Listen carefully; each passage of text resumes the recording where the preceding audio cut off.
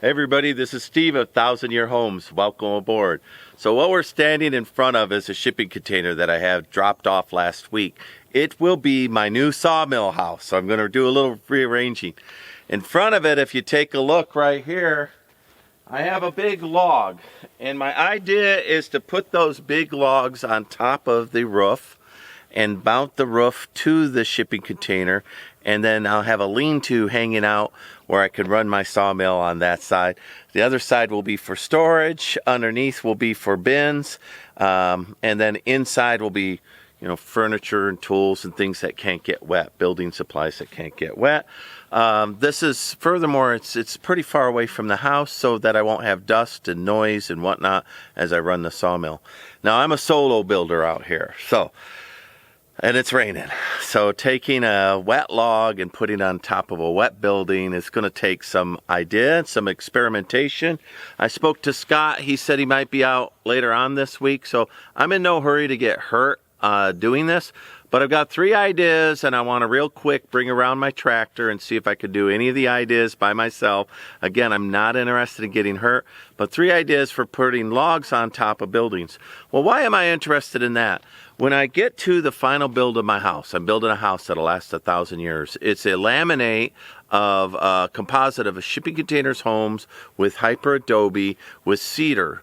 As well as concrete. So I need to learn how to handle big logs on top of a building now as a solo builder because I need to do that in the near future. So everything I have around here is for an experiment. Like this was my first sawmill experiment, and I like it. So look, it's got this beam, just a beam. Everything hangs from it. Look, it's all open. 38 foot.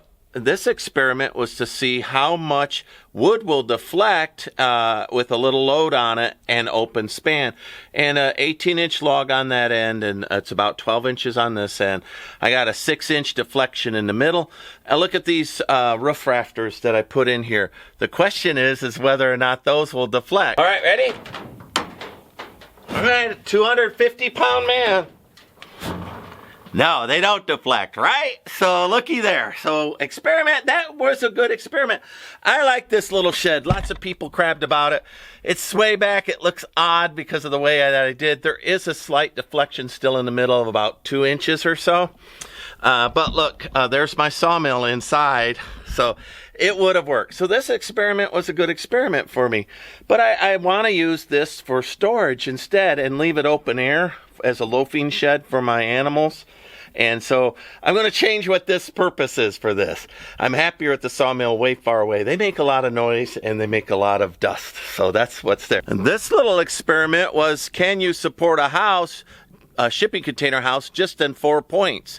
The 2 in the front and the 2 in the back. So I put this up on blocks to see if it's wind and weather and rain and if it would sink and go on level. And it hasn't. In 3 years, it's been up on these blocks that are 16 by 16 on both ends. And I live inside of it. And there is, like, when you walk, you don't feel the floors deflecting.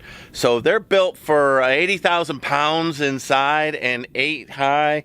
And all of the load of the steel line goes right to the end. So that was that experiment. That one was also successful. Behind me is a 3-part experiment that went pretty well. So 1, can you dig a stock pond all by yourself with a small tractor?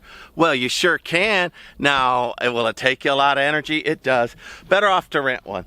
Secondly, could I build a roof using an Archimedes bridge principle, which is just lumber stacked on each other in a certain circular form, no fasteners? And will it be strong? Could you put concrete on it?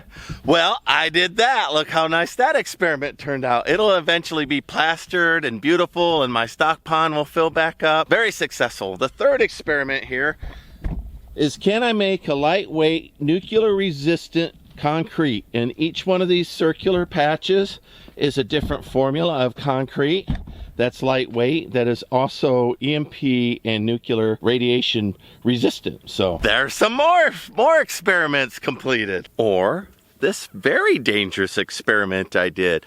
1,500 pound, 20-foot log or so, 4 foot into the ground, stuck in there with a bell put on it. Well, why would I do that experiment? Well, the same reason I'm putting these rafters on the shipping container, that is a part of the roof, right? I'll need to put uprights for the roof. And then the Archimedes bridge is the shelter of the roof. And of course, the concrete mixes I'll need for the roof is on that bridge. And so all these experiments are all leading me to this one place of solo building and putting up a roof on a house that's 20 foot by 40 foot long. I'm going to do it in two parts. I'm going to do one part that's 20 foot, that's a slightly different style, the Archimedes style. And then when I build the next half, eventually, it'll be reciprocal ceiling. But it'll be open air like for now. So 20 foot open air, 20 foot with a roof over it and a great hall. And it'll make the shipping container much big. Then I'll wrap it in earth bag. So all these experiments all lead to build confidence in me that my design ideas that I've never seen done personally are able to do. Now I'm using natural materials that are ginormous. Cedar lasts for forever. Earth, well, earth lasts. You know, I'm using the dirt under my feet. As long as it's under the feet, it'll be on the building as well. So, but the Archimedes bridge, and then lastly is the cedar roof rafters. How much do they deflect? Where do I need to reinforce them? I have to understand that myself, as well as the mechanics of how does one guy move something this big and stick it into the ground. And the secret is ancient aliens came and helped me line that. And it is true north. It's Egyptian north. I got 3 degrees off. It's Egyptian north right now, that thing. So so's my house. Everything's built. But no, ancient aliens didn't do it. I did it. So, but anyway, this thing is ginormous. And as my neighbors have said, they said one day there's nothing there. And the next day it's there. So that's how these experiments are going. It does take a little while, and obviously working in the rain and mud is a little bit of a risk. All right, let me quick sketch out my 3 different ideas for moving the cedar logs to the rafters of a shipping container. Now, it's rainy and muddy out there, so extra risk. So what I think is safest is if I took a shipping container and I open the doors, so the doors are open, right? And then I took so there's the shipping container, and I took my fork truck in and I set the logs on top with the fork truck like that. And then I could scooch them all the way up and I could go ahead and move in. So I drive in with my fork truck forks with a log on it.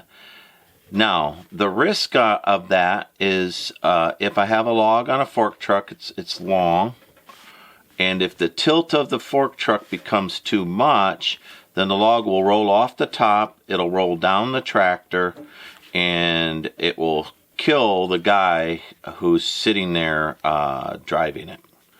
So, you know, that's the concern there. And that's the problem both ways. So that's my probably safest idea, is to bring it in, put it on top of the doors, and then from there move it up. My next idea that I have, which I think is maybe the most dangerous, is I've got a shipping container sitting there on the ground. The doors will be closed, and I'll bring a log in and I'll set it at a 45-degree angle. And then I'll come in with a bucket, my bucket on my tractor, and I'll scoop up the log into the bucket, and my bucket has a little edge to it.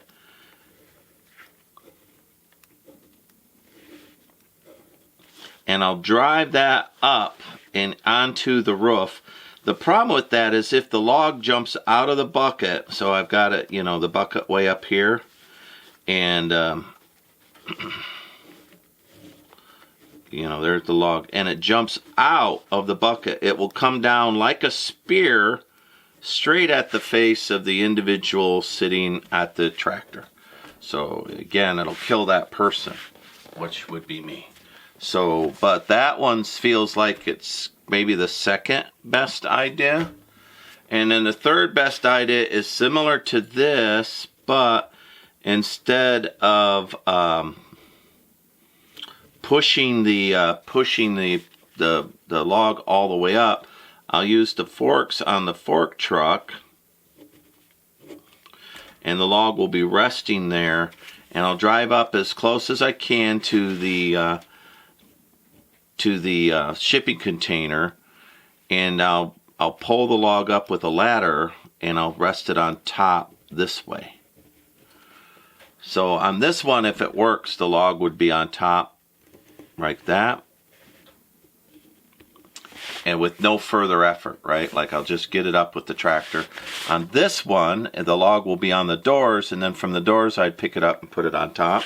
And on this one, it feels to me like my forks, my tractor won't be big enough to put a log on a roof, because I've raised my shipping containers 1.5 feet, 2 foot off the ground. So there's my 3 options. So my third option is the fork truck up. So now I'm going to go out there, I'm going to set up this camera, and we're going to go ahead. We'll start with this one with a big log, and we'll go from there. All right, so I did the magic fingers. Every finger's worth 15 minutes of light, and I don't even have 45 minutes of light. I've got maybe 25 minutes of light. But I'm going to go ahead and do the first experiment, open the doors. I'm going to run at it with my tractor without the log on it at all, and just kind of see what the forks do. It's up there, and my tractor's little, so a bigger tractor would be an easier job. But I'm doing it with a little tractor. We'll find out. So without further ado, let me get back, do the first experiment, which is opening the doors and see if I could set a huge log on it. If it doesn't work out, I'll abandon ship right there, and I'll let you all know that it didn't work. Anything, if I fall off a ladder or get hurt out here, it's end game for me, right? I'll have to sell this property and go do something else. So I don't want to do that. So anyway, let's go try that now. All right, so I have a 12-inch log on that side, probably 4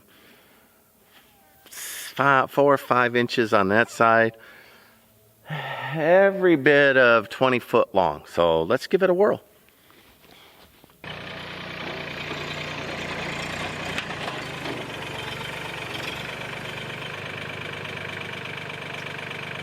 Well, I don't even think I have to try to put a log on there. I could just do a mental calculation, right?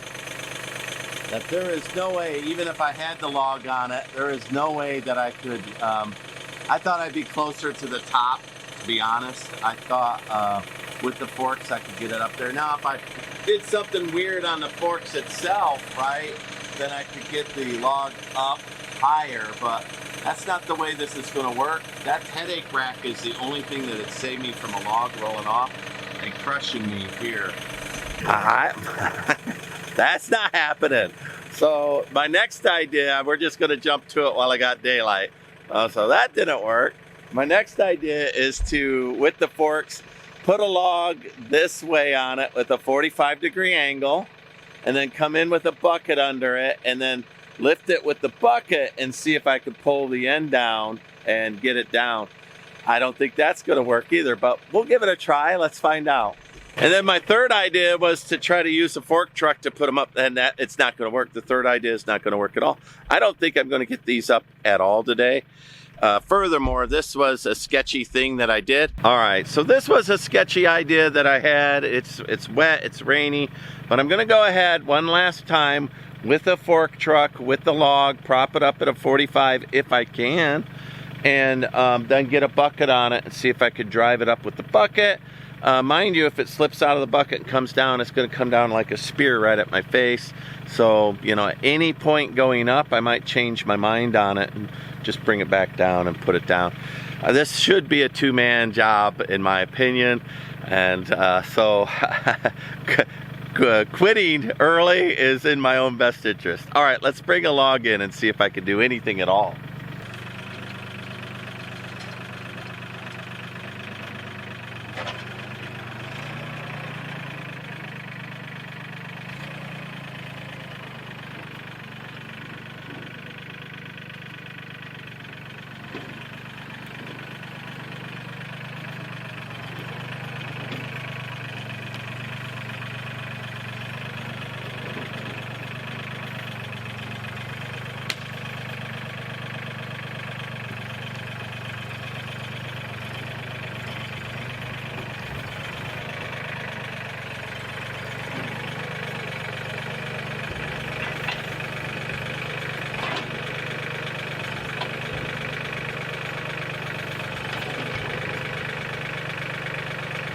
Well, maybe that would work as a two-person, right? Because you could see I could get the angle on it if somebody was on the end of it, kind of guiding it, and then I'd cut in and get the end of it up there.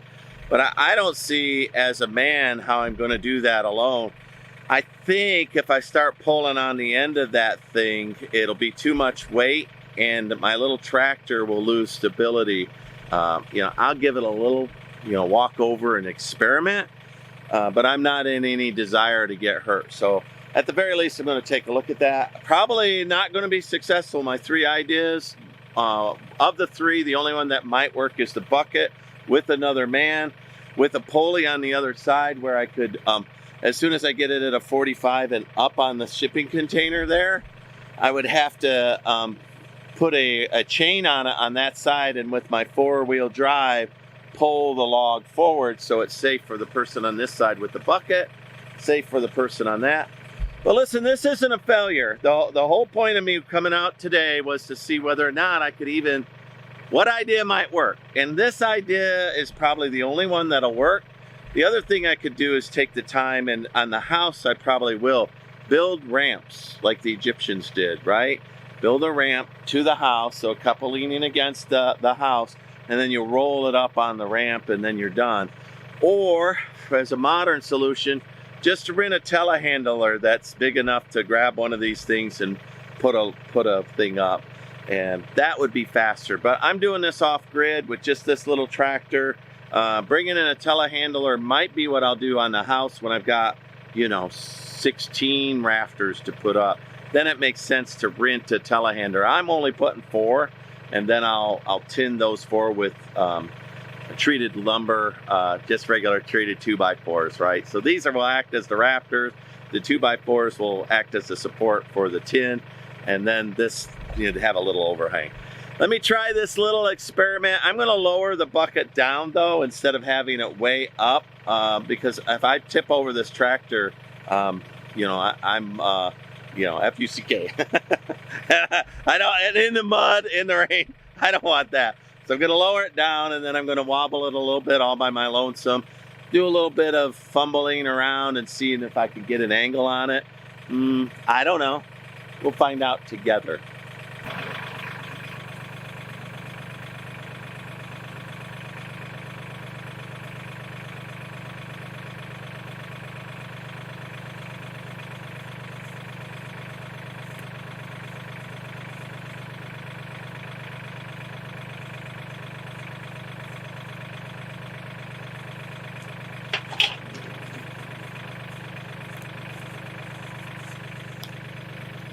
Well, I mean, the tractor was stable when I was teeter-tottering that. So what I did is put it on one fork. I'm going to raise it on one fork. See if I could get an angle on that where it will actually look like it's up there. And then maybe I could cut in the tractor and actually set the log like that. I'll consider it. I won't leave the log like that tonight because it'd be just a death trap for a deer or a pig or my horses, or if I die of a heart attack, some poor random soul, right? But let's try that in the setting sun. Then I'm going to call that a done with experiments night.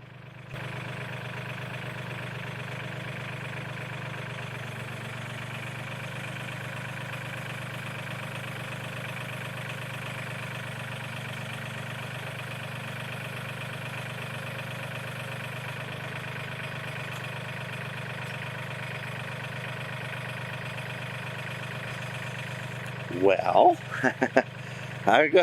now let me go ahead and take the tractor, put it in low gear, and just kind of cut in and see if I can, force that log up. Maybe if I had it on a chain and I chained the bottom where it was suspended at 45 and do that, let me just try to drive it up and see how that'll work.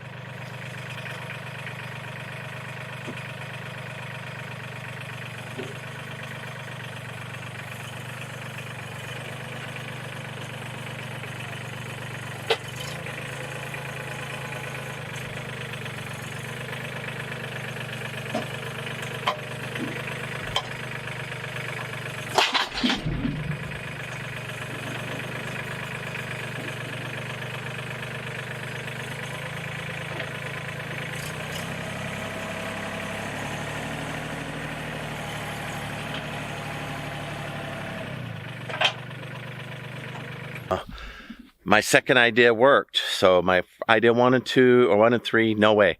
But looky there, it's up. It's down at a 45. I originally said I would take it down. It'd be more of a risk to take it down than to leave it up. The roof is wet. I don't want to go up on the roof and walk about on it right now. But tomorrow what I would do is I'd come back in with the bucket and I would come on this side of it with, and I need Scott. This is a 2-man job.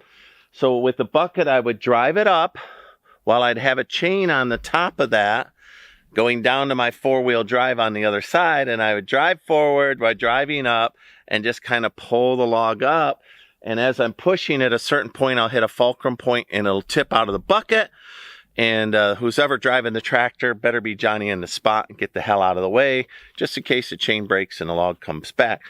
But if we do it right and it's more truck than tractor, then it would just pull that log right on top of the building. So am I going to do that on these 4 logs? I think I will. On the big house, I think, as you saw, it got stuck on something, right? Like one of the little cedar limbs or something got stuck on the forks and bam, you know, it shook me to my teeth. Doesn't feel safe and reliable. So, but I don't know, desperate men do desperate things, right? This is why men don't live as long as women. All right, I think that's enough. I'm happy with this experiment. I think there's a possibility. And I won't mess with the bucket or anything right now. The grass is too wet. It's getting too dark. And I need another person, right? We all agree I should have had another person to start with. But really surprising. And I said, oh, I'm worried about that being, you know, at a 45-degree angle, leaning up there. No, I'm not. Not at all. Not at all. It is structurally there. So then the next thing, you know, lift up there. Well, I will say one last thing on this little Mahindra. All right, it's got a steel frame, all steel construction with a diesel engine in it. It is not a lightweight tractor. It is the heaviest tractor you can get that's small enough I don't have to do regenerative, right, diesel. So I don't need any regeneration on it.